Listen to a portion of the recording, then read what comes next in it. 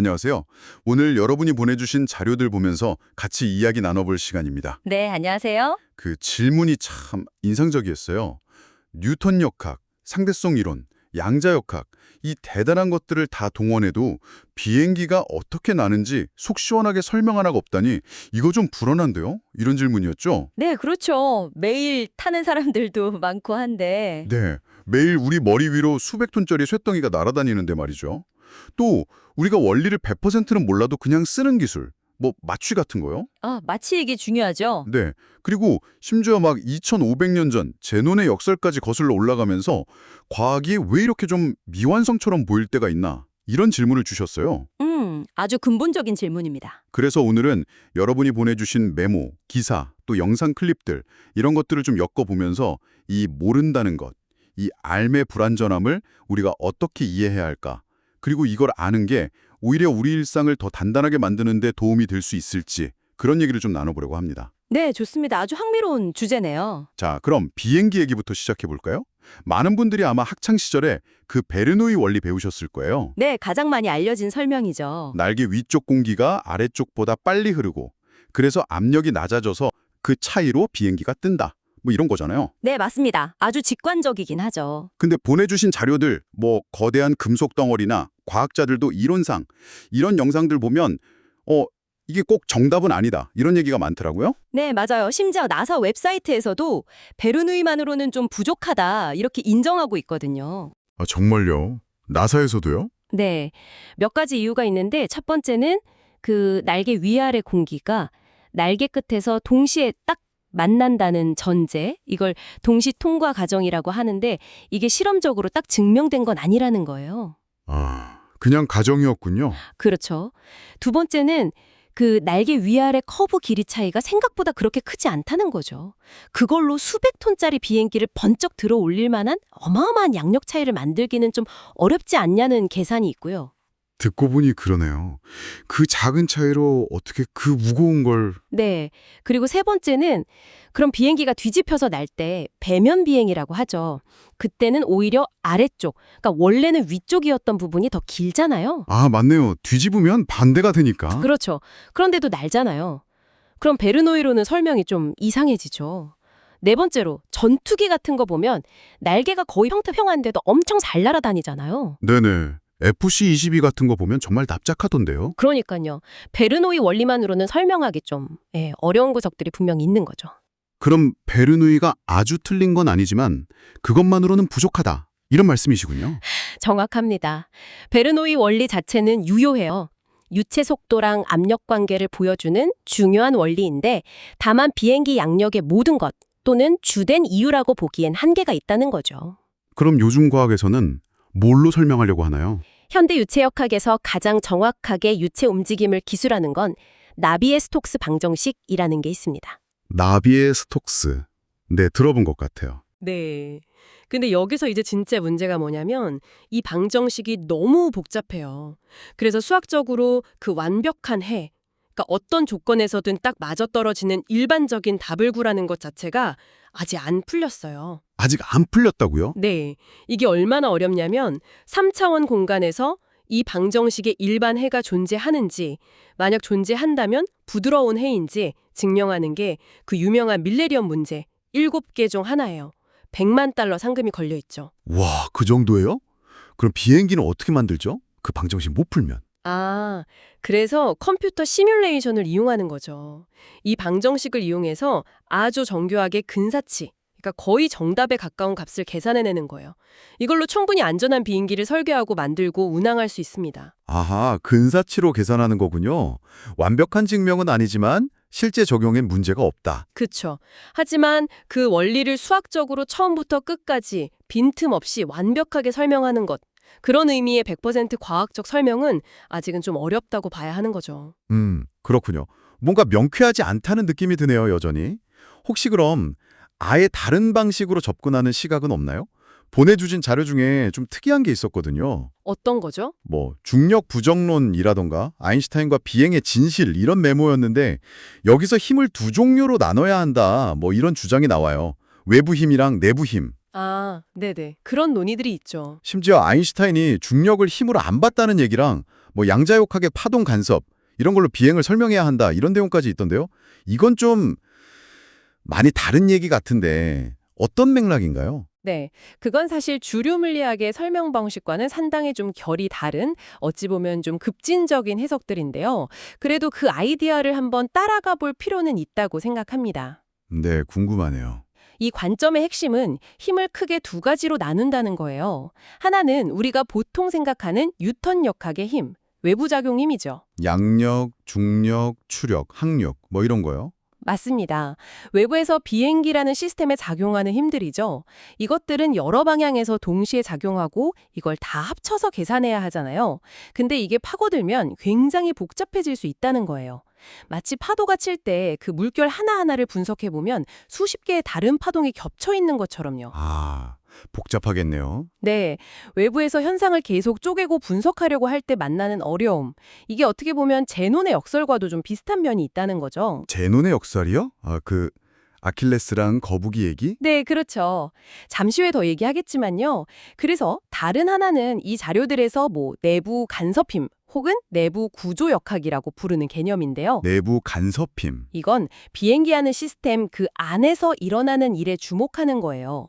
시스템을 이루는 아주 작은 단위들, 뭐 원자나 분자 수준까지 내려가면 이것들이 단순한 알갱이가 아니라 파동의 성질을 갖는다고 하잖아요. 양자역학에서는. 네, 그렇죠.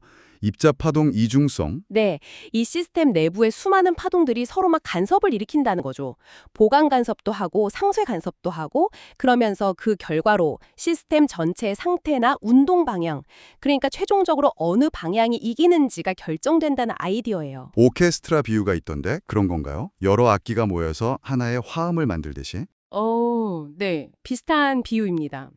외부 지휘자의 역할, 외부 힘도 중요하지만 내부 연주자들, 내부 요소 간의 상호작용과 공명이 최종 결과를 만드는 데 결정적이라는 거죠.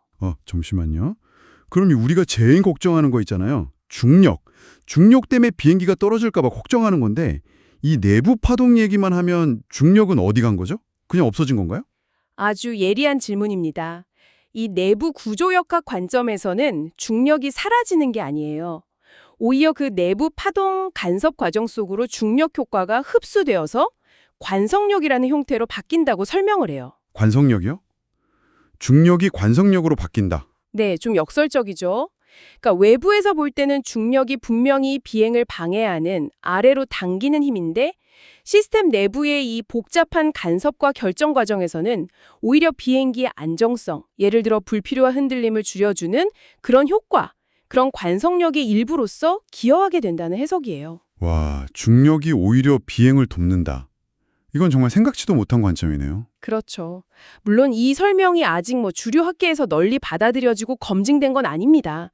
하지만 기존 이론으로 설명하기 어려운 부분, 예를 들어 비행기의 놀라운 안정성 같은 것을 다른 관점에서 풀어보려는 시도라는 점에서 상당히 흥미롭죠. 그렇군요. 정리를 좀 해보면 비행 원리에 대해서 첫째는 뉴턴 역학 기반으로 외부 힘들의 균형, 양력, 중력 등 이걸로 설명하려는 전통적인 접근. 네, 가장 일반적이죠. 둘째는 아인슈타인의 시공간 개념, 그러니까 중력을 힘이 아니라 공간의 휘어짐으로 보는 관점이랑 연결하려는 시도도 있고. 네, 그런 해석도 가능하겠죠. 그리고 셋째는 방금 말씀하신 양자역학이나 구조론에 기반해서 시스템 내부의 파동 간섭 같은 걸로 최종 운동이 결정된다는 내부 구조역학 관점까지. 네, 그런 대안적 관점도 제시되고 있는 거죠. 그런데 이 설명들이 서로 좀 다른 차원의 이야기 같기도 하고 또 애초에 양력 설명의 기반이 되는 유체역학 자체도 나비의 스톡스 방정식 문제처럼 수학적으로는 아직 미완성 상태다. 그렇죠. 그러니 현재로서는 이 모든 걸 하나로 딱 묶어서 설명하는 완벽하고 통합된 비행이론은 아직 없다. 이렇게 봐야겠네요. 네, 그게 아마 가장 정확한 현 상태 진단일 겁니다. 뉴턴, 아인슈타인, 양자역학을 다 동원해도 아직 명쾌한 단일 설명은 없는 셈이죠. 아, 그래서 처음 질문처럼 이거 불안해서 비행기 타겠어요 하는 말이 나올 수도 있겠네요. 네, 충분히 그럴 수 있죠. 그런데 이런 패턴이 비행기에만 있는 건 아니라는 점도 중요합니다. 아, 맞아요. 마취 얘기. 자료에도 있었죠. 우리가 수술 받을 때 마취하면 감쪽같이 의식도 통증도 사라지는데 정작 그 약이 뇌 속에서 정확히 어떤 분자 수준의 작용을 거쳐서 그런 효과를 내는지 그 메커니즘을 100% 완벽하게 아는 건 아니라는 거. 네, 맞습니다. 이것도 참 놀라우면서도 한편으론 약간 섬뜩한데요. 내가 의식을 잃는 원리를 의사도 100%는 모른다니. 그렇죠. 근데 이게 인류 지식 발전 과정에서는 생각보다 흔한 일이에요. 경험적으로나 시행착오를 통해서 유용한 기술이나 방법이 먼저 발견되고 이게 왜 작동하지? 하는 과학적 원리 설명은 나중에 따라오는 경우요. 아, 기술이 먼저, 이론은 나중에. 네, 보내주신 영상 자료에서도 나왔지만 증기기관이 산업혁명을 이끌었잖아요. 근데 그 효율을 극대화하고 원리를 체계적으로 설명하는 연력학 법칙은 그 이후에 정립됐거든요. 아, 그렇군요. 라이트 형제도 마찬가지였겠네요. 그렇죠. 완벽한 공기역학 이론을 다 알고 비행기를 띄운 게 아니죠. 수많은 실패를 통해 경험적으로 터득한 거죠. 그럼 이런 미완의 상태를 우리가 어떻게 받아들여야 할까요? 여기서 중요한 태도는 바로 이 미완성, 즉 우리가 아직 모르는 게 많다는 걸 인정하는 거라고 생각해요. 어떤 영상에서도 강조했지만 모르는 것을 모른다고 말하는 것이 진짜 과학적 태도다라는 말이 있잖아요. 네, 그렇죠. 모른다고 인정하는 게 시작이다. 네. 우리가 뭔가를 모른다는 그 사실 자체가 과학을 앞으로 나아가게 하는 가장 강력한 힘이 됩니다. 예를 들어서 우리 얼굴에 침샘이 원래 3쌍만 있는 줄 알았는데 비교적 최근에 그 뒤쪽 깊숙한 곳에 네 번째 침샘, 튜바리알 침샘이 있다는 게 발견됐어요. 아, 정말요? 네 번째 침샘이요? 네. 과학을 보다 EP63 영상 참조, 또 블랙홀 안에서는 무슨 일이 벌어지는지, 목성에서는 번개가 왜 지구랑 다르게 그렇게 특이하게 추는지, 과학을 보다 EP63 영상 참조, 이런 것들 다 아직 명확히 설명 못 하거든요. 바로 그렇기 때문에 과학자들이 계속 연구하고 탐구하는 거죠. 모르는 영역이 있기에 질문이 생기는 겁니다. 아, 모르는 게 당연하고 그게 오히려 발전을 이끈다? 그렇죠. 그래서 맞춤 문제도 아까 비행기 사례에서 봤던 그 내부 구조 역학이라는 틀을 한번 빌려와서 생각해 볼 수도 있어요. 물론 이것도 그냥 하나의 해석일 뿐입니다만 네, 어떤 식으로요? 마취제가 우리 몸이라는 엄청나게 복잡한 시스템 내부로 들어가잖아요. 그럼 신경세포들 사이에서 오가는 신호들, 이것도 뭐 전기 신호나 화학물질의 흐름이니까 일종의 파동으로 볼 수도 있을 텐데 이 신호 전달 과정에 마취제가 어떤 식으로 간섭을 해서 최종적으로 의식이라던가 통증 인지라는 결과가 나오는 걸 막는 걸까? 아, 그냥 단순히 어떤 수용체에 딱 붙는다 이런 설명만으로는 부족할 수 있다. 네, 그 내부에서 벌어지는 더 복잡한 상호작용과 그 결과로 나타나는 결정 과정을 이해하려는 시도가 필요하다는 문제 제기로 볼 수 있는 거죠. 기존의 자극, 반응 중심의 설명 방식이 가진 한계를 보여주는 또 다른 예시라고 할 수 있습니다. 이렇게 외부에서 관찰하고 분석하는 것만으로는 한계가 있고 시스템 내부의 작동 원리를 봐야 한다는 고민이 생각해보니 아주 오래전부터 있었던 것 같아요. 네, 그렇죠. 여기서 잠시 고대 그리스로 가볼까요? 제논, 그 유명한 아킬레스와 거북이 역설이요. 아, 네. 제논의 역설. 아주 고전적이죠. 세상에서 제일 빠른 영웅 아킬레스가 자기보다 조금 앞에서 출발한 느림보 거북이를 영원히 따라잡을 수 없다. 뭐 이런 논리잖아요. 얼핏 들으면 그냥 말장난 같기도 한데 이게 왜 오늘날 과학의 불완전성이나 비행원리 논쟁이랑 관련해서 중요하게 다뤄지는 걸까요? 제논의 역설은 운동이나 변화라는 현상을 외부 관찰자의 시점에서 무한히 잘게 쪼개서 분석하려고 할 때 어떤 논리적인 딜레마에 빠질 수 있는지를 아주 극명하게 보여줍니다. 아킬레스가 거북이가 있던 지점까지 가는 동안 거북이는 그새 또 조금 앞으로 가 있고 그렇죠. 그럼 아킬레스는 다시 그 새로운 지점까지 가야 하고 그동안 거북이는 또 찔끔 앞으로 가고 이게 무한히 반복되니까 영원히 못 따라잡는다 이런 논리죠. 네. 수학적으로는 극한 개념으로 해결했다고 배우긴 했는데 네, 미적분학의 발달로 수학적으로는 해결됐다고 보죠. 하지만 철학적으로 또 우리가 세상을 인식하는 방식에 대해서는 여전히 많은 질문을 던집니다. 이게 마치 비행기에 작용하는 외부 힘들을 분석할 때 공기 분자 하나하나의 움직임까지 다 알아야 완벽한 설명이 가능할 것처럼 느껴지는 그런 막막함과 좀 비슷하다는 거예요. 어디까지 쪼개야 끝나는 건가 하는 거죠. 아, 무한 분할의 문제군요. 네. 그런데 이 역설을 해결하려는 시도 중에 여러분이 보내주신 메모, 제논의 역설과 구조론적 운동 결정에 나온 해석이 좀 독특하고 흥미로워요. 어떤 해석이죠? 여기서 제논의 역설을 푸는 열쇠는 관점의 전환에 있다고 봐요. 외부에서 무한히 쪼개는 대신 시스템 내부의 관점에서 보면 결국은 하나의 결과로 귀결된다는 거죠. 내부의 관점. 네, 더 나아가서 아킬레스와 거북이의 움직임을 아인슈타인이 말한 휘어진 시공간 속에서 재해석하기도 합니다.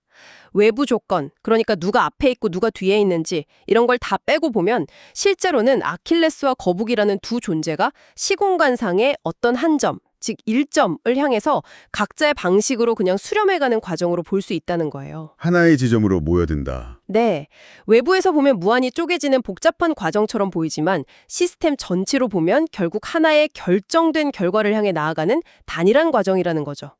이게 아까 말한 내부 구조 역학에서 외부의 복잡한 상호작용 대신 내부에서 결정되는 단일한 이기는 힘이나 최종 결과를 강조하는 아이디어와 정확히 맥을 같이 하는 겁니다. 와, 제논의 역설이 이런 식으로도 해석될 수 있군요. 그렇죠. 결국 제논의 역설은 외부 관찰과 분석만으로는 운동의 본질을 파악하기 어려울 수 있다. 시스템 내부의 작동 원리나 관점의 전환이 필요하다는 것을 이미 2500년 전에 제기했던 아주 중요한 지적 도전이라고 할 수 있습니다. 이런 역설들이 당대의 어떤 고정관념에 도전하면서 우리가 세상을 이해하는 방식을 더 깊고 정교하게 만들도록 계속 자극해온 거죠. 그렇군요. 자, 그럼 이제 정말 처음 던졌던 그 질문으로 다시 돌아가 보죠. 비행 원리 하나도 이렇게 복잡하고 설명도 여러 가지고 과학이론 자체도 미완성인 부분이 많다면 우리는 정말 매 순간 불안해하면서 살아야 할까요? 아니면 오히려 그 메모 마지막 문장처럼 이런 불안전함을 이해하는 것이 우리가 일상을 더 자신 있고 충실하게 또 대범하게 마주할 수 있게 해줘야 한다는 관점이 맞을까요? 저는 단연코 후자라고 생각합니다. 아, 그러신가요? 네. 핵심은 과학이라는 게 절대 변하지 않는 완성된 진리의 집합이 아니라 끊임없이 질문하고 스스로를 수정하고 발전해 나가는 과정 그 자체라는 걸 이해하는 데 있다고 봐요. 그리고 때로는 경험적인 기술이 이론적인 설명을 앞서 나간다는 현실, 이것도 받아들이는 게 중요하고요. 네. 비행기가 안전하게 뜨고 내리는 것, 또 마취가 놀랍도록 효과적으로 작동하는 것은요. 우리가 그 원리에 대한 100% 완벽한 이론적 설명을 갖고 있어서라기보다는 사실 수없이 많은 성공과 실패의 경험적 데이터가 쌓이고 아주 엄격한 공학적 기준과 테스트, 그리고 안전 규정을 통해서 그 신뢰성이 입증되었기 때문이에요. 아, 이론의 완벽함보다는 경험과 검증의 결과다. 그렇죠. 우리가 나비의 스톡스 방정식의 일반해를 수학적으로 풀지 못하더라도 그 방정식을 이용한 정교한 컴퓨터 시뮬레이션, 즉 근사치 계산을 통해서 실제 운항에 충분히 안전한 비행기를 설계하고 운영할 수 있는 것처럼요. 네네, 이해가 됩니다. 그래서 우리가 무엇을 모르는지, 그리고 더 중요하게는 왜 모르는지를 아는 것. 예를 들어 문제가 수학적으로 너무 어렵다거나 설명하려는 현상 자체가 너무 복잡하다거나 아니면 서로 다른 이론적 관점들이 아직 충돌하고 있다거나 혹은 아직 밝혀지지 않은 내부 메커니즘이 있을 가능성 같은 것들 말이죠. 이걸 아는 것이야말로 맹목적으로 그냥 믿거나 아니면 근거 없이 공포에 떠는 대신에 현실에 발을 딛고 서서 비판적이면서도 합리적인 신뢰를 가능하게 한다고 생각합니다. 모르는 것을 아는 것, 그리고 왜 모르는지를 아는 것, 그게 중요하다는 말씀이시군요. 네. 예를 들어 오늘 살펴본 내부 구조 역학 같은 관점이 아직 주류 과학에서 완전히 검증되거나 받아들여진 건 아니잖아요. 대안적인 가설일 수 있죠. 하지만 기존 이론이 가진 빈틈이나 설명의 한계를 파고들면서 혹시 이런 건 아닐까 하고 새로운 가능성을 탐색하려는 이런 지적인 시도들 자체가 과학이 살아있다는 증거이고 그 역동성과 건강함을 보여주는 거라고 생각해요. 그렇군요. 결국 뉴턴, 아인슈타인, 양자역학, 베르누이, 나비에-스톡스 이런 과학 용어들이 그냥 딱딱하고 멀게만 느껴지는 게 아니라 우리가 매일 타는 비행기, 또 우리가 경험하는 마취처럼 우리 삶이랑 직접 연결되고 심지어 그 설명이 좀 불완전하다는 것까지도 자연스럽게 받아들일 수 있을 때. 네, 그렇죠. 그러니까 과학이 우리의 피부에 와닿고 입에 착 감기는 것처럼 느껴질 때 우리는 세상을 좀 더 깊이 이해하고 이런 불확실성 속에서도 더 담대하게 살아갈 힘을 얻게 되는 것 같습니다. 맞습니다. 모른다는 사실이 더 이상 불안함의 근원이 아니라 오히려 현실을 더 정확하게 보고 미래의 새로운 가능성을 열어가는 출발점이 될 수 있다는 거죠. 네. 오늘 우리는 비행 원리를 둘러싼 이 흥미로운 논쟁들, 베르누이의 한계부터 나비의 스토크스의 어려움, 그리고 뉴턴, 아인슈타인, 양자역학적 관점의 충돌까지 이걸 보면서 과학 지식이라는 게 본질적으로 좀 불완전할 수 있다는 걸 깊이 있게 탐구해봤습니다. 네, 여러 층위의 설명을 살펴봤죠. 네. 그리고 기술이 이론을 앞서가는 마취 사례나 또 우리 생각의 틀 자체에 도전하는 제논의 역설 같은 문제를 통해서 과학의 미완성을 인정하는 것이 결코 지적인 후퇴가 아니라 오히려 겸손함과 끊임없는 발전을 위한 동력이라는 점도 확인했고요. 네, 중요한 포인트였습니다. 오늘 이 깊고 흥미로운 지적 여정을 가능하게 해주신 것은 바로 여러분이 보내주신 소중한 자료와 질문들이었습니다. 정말 감사드립니다. 여기서 한 걸음만 더 나아가서 이런 질문을 던지면서 마무리하고 싶은데요. 네, 어떤 질문이신가요? 만약 우리가 오늘 논의했던 내부 구조 역학처럼 시스템 내부에서 벌어지는 복잡한 상호작용과 그로 인해서 최종적으로 어떤 결정이 내려지는지 그 메커니즘을 더 깊이 이해하게 된다면 어떻게 될까요? 아, 내부의 결정 메커니즘이요. 네, 단순히 비행기가 뜨는 원리나 마취가 어떻게 작동하는지를 넘어서 예를 들면 인간의 의식은 어떻게 생겨나는 걸까? 생명현상은 어떻게 유지되는 걸까? 더 나아가서 복잡하게 얽힌 우리 사회 시스템은 어떻게 작동하고 변화하는 걸까? 이런 아주 근본적인 질문들에 답할 수 있는 어떤 새로운 패러다임을 얻게 되지 않을까요? 와, 그럴 수도 있겠네요. 스케일이 엄청 커지는데요? 나갈 지식 탐구의 굉장히 중요한 방향 중 하나일지도 모르겠다는 생각이 듭니다. 네, 외부 넘어 내부를 보는 것. 미래 지식 탐구의 중요한 방향일 수 있다. 아주 흥미로운 화두를 던져주셨네요. 오늘 함께해 주셔서 감사합니다. 네, 저도 즐거웠습니다. 과학은 완성된 답을 찾는 여정이기도 하지만 끊임없이 질문을 던지면서 우리가 아는 것의 경계를 넓혀가는 끝없는 모험 그 자체라는 것을 다시 한번 느끼면서 저희는 다음 시간에 또 다른 흥미로운 탐구로 돌아오겠습니다. 감사합니다.